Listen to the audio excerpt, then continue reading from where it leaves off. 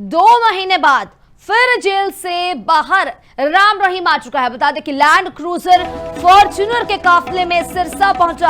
बता दें कि राम रहीम को इस बार 21 दिन की फरलो मंजूर हुई है। तो मंगलवार सुबह आज सुबह यानी 6:05 पर जेल से बाहर निकला है और करीब 8 बजे के आसपास सिरसा स्थित डेरे में राम रहीम पहुंचा है। तो काफिले में पुलिस एस्कॉर्ट समेत कई गाड़ियां रही। 9 साल में ये 17वीं बार जेल से राम रहीम जो है वो बाहर आया है। तो जनवरी में 40 दिन की फरलो मिली थी। हालांकि मई महीने की बात करें तो 26 मई को 30 दिन की पैरोल दी गई थी और फिर 25 जून को पैरोल पूरी कर वापस जेल में राम रहीम लौटा था। हालांकि आज यानी कि इस महीने अगस्त में भी जो है 17 जो है दी गई है 17वीं पैरोल।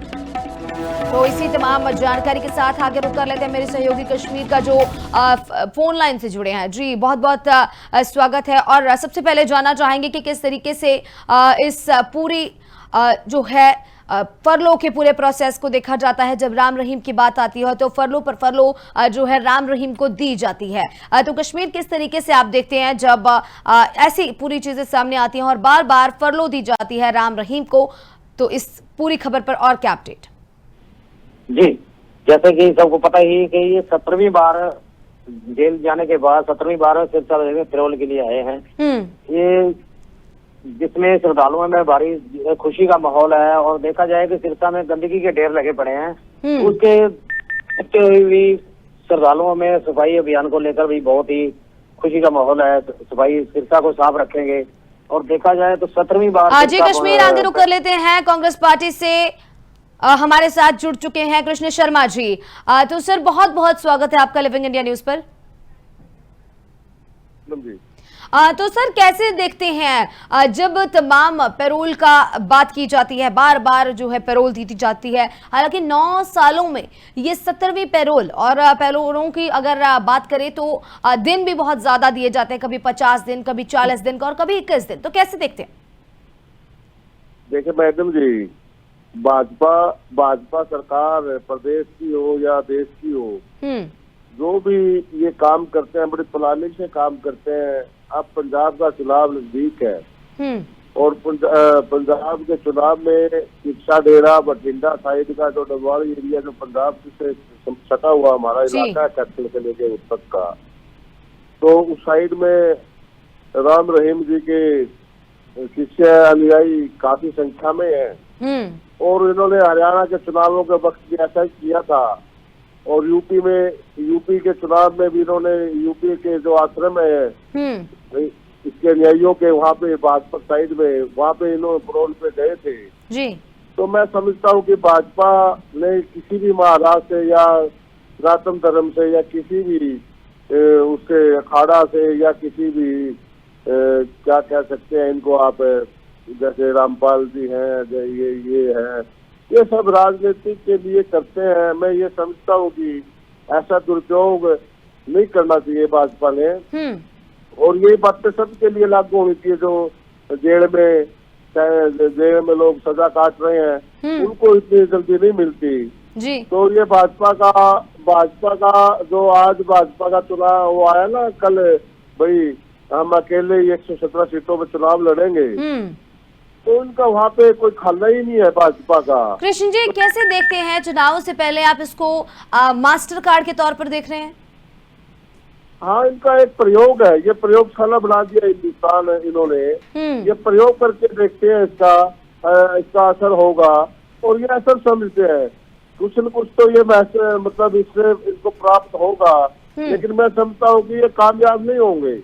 तो ये तो वो बात होगी, आपको पता है एक बार एक इंसान है किचन में कुछ ढूंढ रहा था, तो एक भला मानस आया, बोला भाई क्या कर रहा है? बोला किचन से कुछ ढूंढ रहा हूँ। बोला इसमें किचन में क्या मिलेगा आपको? तो उसने कहा भाई अगर मिल जाए हर्ज भी क्या है।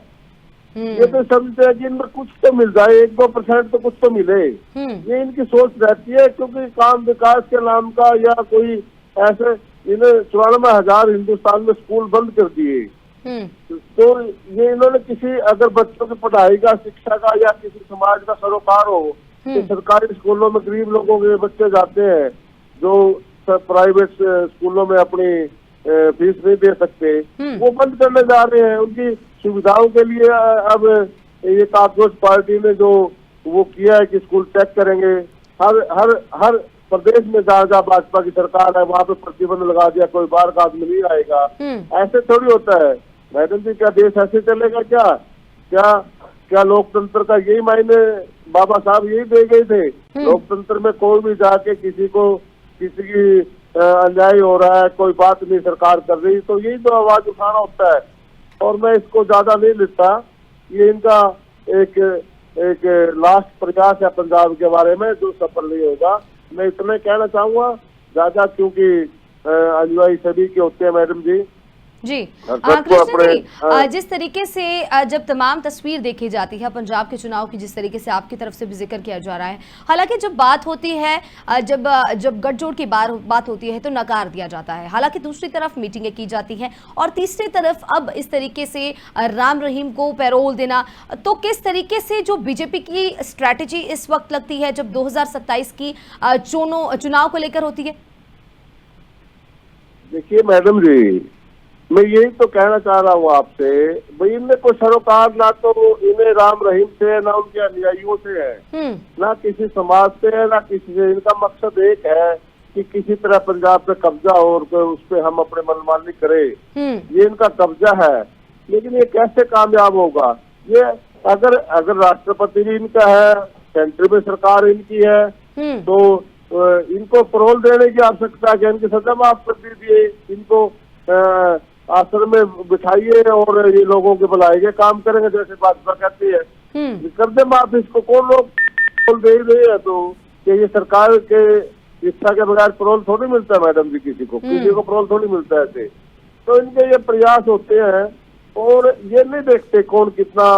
जैसे आसाराम जी जेल में पड़े हैं, उनकी कोई उपयोगिता इनको सिद्ध नहीं हो रही, उनकी उपयोगिता सिद्ध नहीं हो रही। और उससे पहले आपने देखा होगा जो भी गुजरात में प्रोग्राम होते थे, उसमें ये मुख्यमंत्री बतौर नरेंद्र मोदी उसमें नारायण, ओम, हरि ऐसे मंत्रों का जाप करते थे उसके कहने से।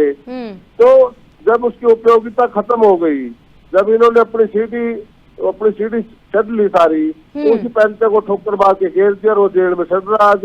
तो ये अपने उपयोगिता के लिए देखते हैं, ऐसा देश के लिए खतरनाक है और लोकतंत्र के लिए ये इनके प्रयोग गलत है मैडम जी। और अब ये देश को किस ओर लेकर जा रहे हैं इस बात का अनुमान अब युवा जो देखिए, जो भाजपा सरकार की जो लोगों में, बच्चों में जो वो थी, साख थी, वो गिरती जा रही है।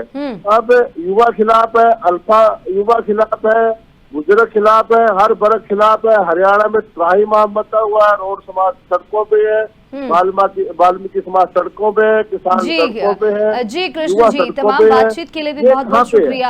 आपकी तरफ से भी तमाम जो है स्पष्ट बातचीत भी की गई है। कांग्रेस प्रवक्ता हमारे साथ जुड़े कृष्ण शर्मा जी, बहुत बहुत शुक्रिया। तो सीधे तौर पर जिस तरीके से तमाम जो पैरोल को लेकर अब कांग्रेस पार्टी भी बीजेपी को घेरती हुई नजर आ रही है, उसको लेकर भी तमाम सवाल उठ रहे हैं।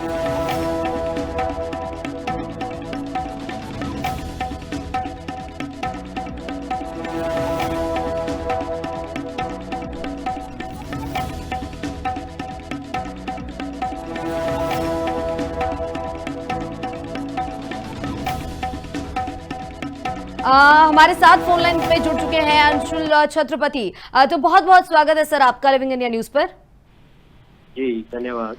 तो जिस तरीके से इस पूरे मामले को देखा जाता है, जब बार बार पैरोल दी जाती है, उसको लेकर आप किस तरीके से देखते हैं? क्योंकि खास तौर पर जो ये मुद्दा है वो भी उठाया गया था, और बार बार जब ऐसे पैरोल मिल रही है तो किस तरीके से जो तमाम चीजें देखी जाती हैं, पूरी टाइमलाइन देखी जाती है, लगभग 9 सालों में 17 बार पैरोल, और पैरोल की जो ड्यूरेशन है उसको भी अगर देखें तो बहुत लंबी लंबी पैरोल मिलती है। किस तरीके से आप देखते हैं?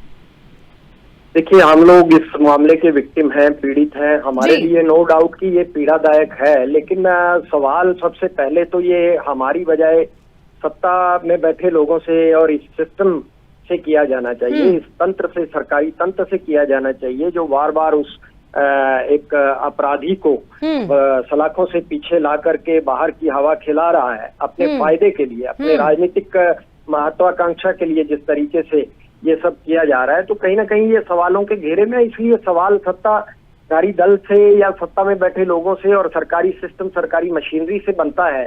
और दूसरी बात मैं ये कहूंगा कि जिस तरीके से एक व्यक्ति जिसके खिलाफ अभी 2 मर्डर के मामले जो हैं, वो नो डाउट हाई कोर्ट ने एक्विट किया है उसको, लेकिन सुप्रीम कोर्ट में विचाराधीन है।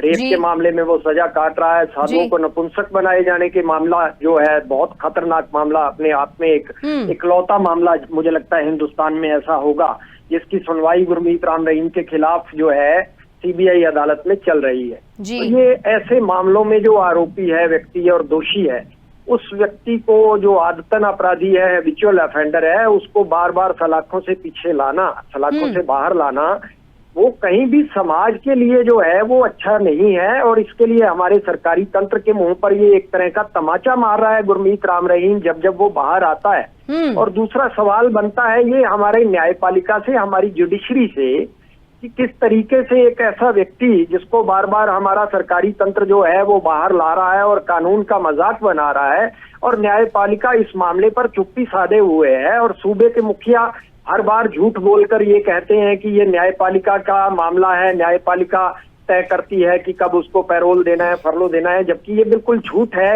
इसमें न्यायपालिका का कोई दखलंदाजी नहीं है। ये हर तरह से एक सरकारी मशीनरी, सरकारी सिस्टम द्वारा निर्धारित किया जाता है कि कब उसको पैरोल देना है और कितने दिन का देना है और कब बाहर निकालना है।